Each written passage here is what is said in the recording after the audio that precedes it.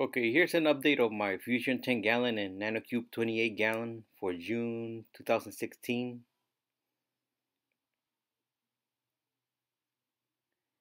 Changes for my tanks will be the following. I've added new hardware and corals during May. I'll explain them next. Some of the new hardware is an RW4 pump for extra flow on my Nanocube. I also added a PM2 module and extra temperature probe for my Apex to control the temperature of my on my 10 gallon. I also added a battery backup for my MP10s, so when I have power failure issues, the MP10s will turn on automatically. I also added 21 new frags. 18 of them are inside my Fusion 10 gallon, so yep, lots of new frags. Let's start with my Nanocube. Here's the full front view of the tank. Recently I tested alkalinity and it was 4 DKH, which is very low. That's very bad for your coral, so it's supposed to be between 7 and 11 DKH, so I had to increase the dosing immediately to solve the low alkalinity issue, which is under control now. Amount of daily dosage depends on setup, how many corals are present, how long the light is on, etc. Learned that from BRS. I made the mistake to increase the alk too quickly, so I burned some of my SPS, but they did recover most of them. I had to test for alkalinity daily about 2 weeks to get the dosage dialed in. So I increased it a lot. Now I'm dosing 7 milliliters daily. Calcium was also low, but now it's under control also. So that's why you have to keep an eye on your parameters. Since my alkalinity is fine now, no testing for magnesium is necessary, from what I've had read. Here's the Nanocube 28 gallon right side view from the front. The new frags are the Commoner's Envy, Pocillopora, Tyree, Rainbow Monty, Grafted Monty, and Neon Green Pocillopora. Very nice corals. There's my big purple stylo colony, looking nice. That one grew from a small frag. I was looking at the old pictures from it and it's grown a lot. One day I'll do a before and after pictures. Right there on the left is the Commoner's Envy Pocillopora, and in the middle towards the back is the Tyree Rainbow Monty. All these corals I bought them from a cultivated reef. Very nice place to buy corals from. Really big frags. They send you really big frags, so I recommend them. That's the Grafted Monty towards the front.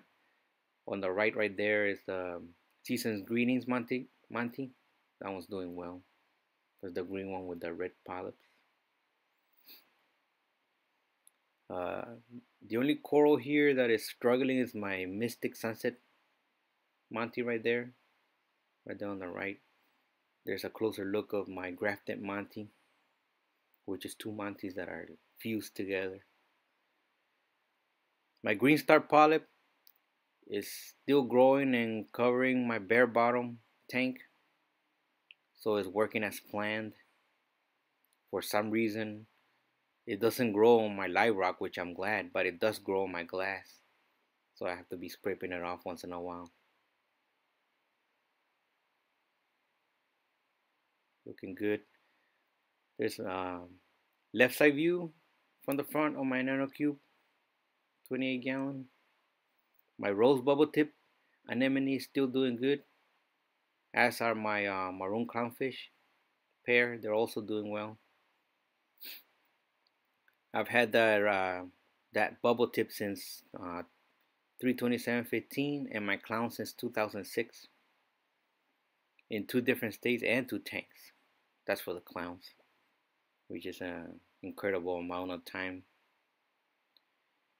Clowns have laid eggs many times but the offspring don't survive because you need a special tank for them to survive, and I think you need to add rotifers, some live food for them to eat immediately. If not, they die within an hour or two. Another maroon clownfish fact is the female is the bigger of the fish, just in case somebody was wondering that. There's my orange Monty cap monster colony doing great.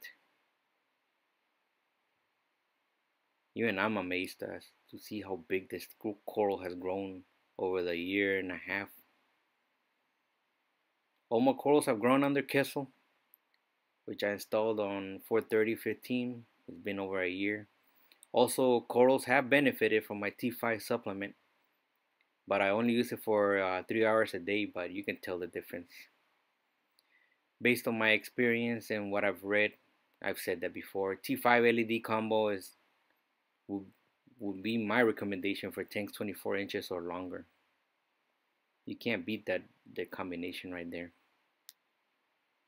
Here's my side view of my Nanocube 28 gallon. I'll mention some of the corals that are on this side. Got my thick branching green bird's nest, Superman Monty, and Jedi Mind Trick on the left side. They're all doing pretty well.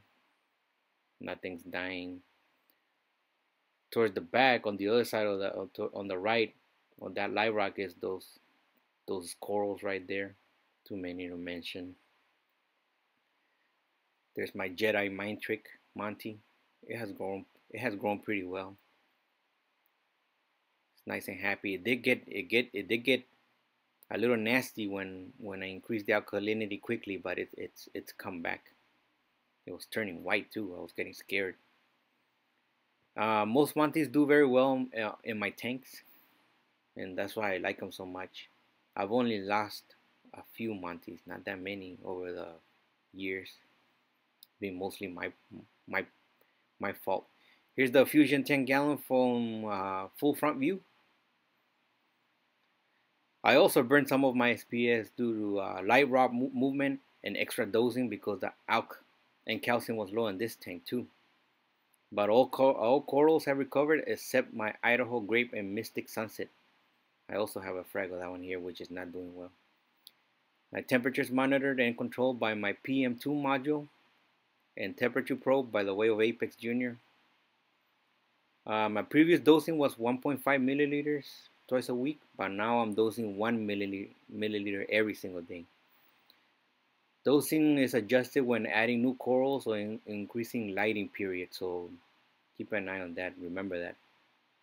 I think future hardware will be a doser because it's getting kind of old, dosing manually every single day. Okay, here's my right side view from the front of my Fusion 10 gallon. There's the right rear area, which is my Zoa LPS section. That way they can keep away from my SPS. Corals are still grouped into 5 sections like I mentioned in my previous video. Section depends on coral family. There's my right midsection area, which is my encrusting Monty section. When encrusting Monties are doing well, they spill onto the live rock. There's my right front area, my acan, which is my acan section. I moved my rainbow acan into my Fusion 10 gallon from my 28 gallon. Feeding acans right into the mouth twice a week. I'm feeding them medium myces. That way they keep color and growth. That's very important with acans. There's my Fusion 10 gallon left side view from the front. That's the left rear plating mounting section.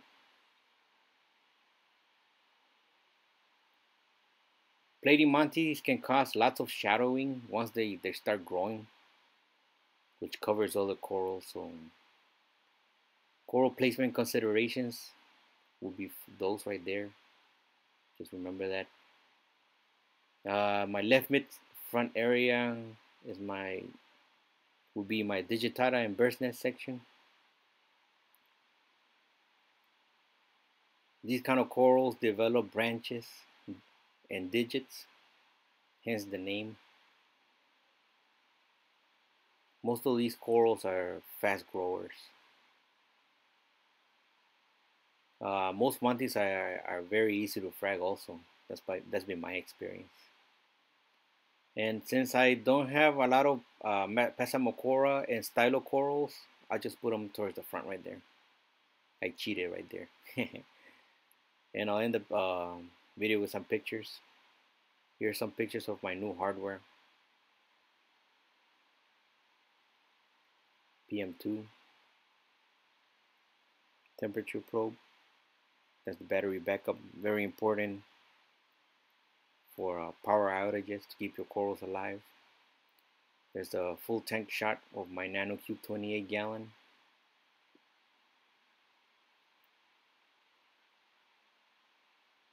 Full tank shot of my Fusion 10 gallon. Well, I hope everybody liked the tips in my videos. Thanks for watching. Comment, share, and subscribe.